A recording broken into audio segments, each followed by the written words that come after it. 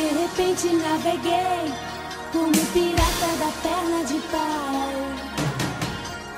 Num instante me encontrei defendendo o jacaré no Pantanal. Em seguida eu vivi uma história de amor ao luar. Cada dia uma aventura, a leitura faz a gente viajar.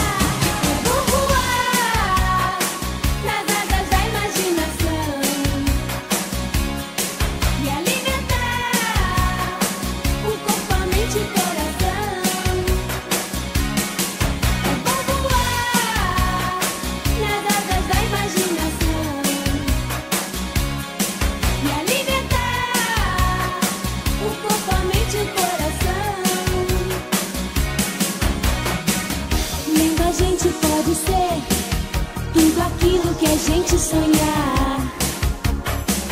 Se conhece o mundo inteiro sem ao menos sair do lugar. Conhecemos as pessoas e o que existe entre o céu e o mar.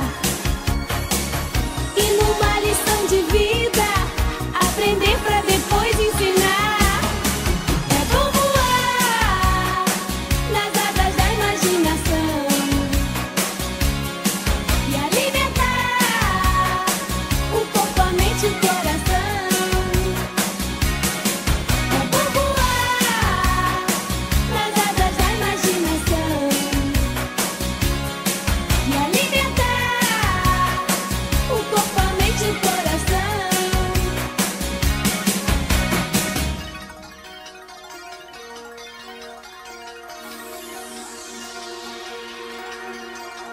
De repente naveguei como pirata da perna de pau.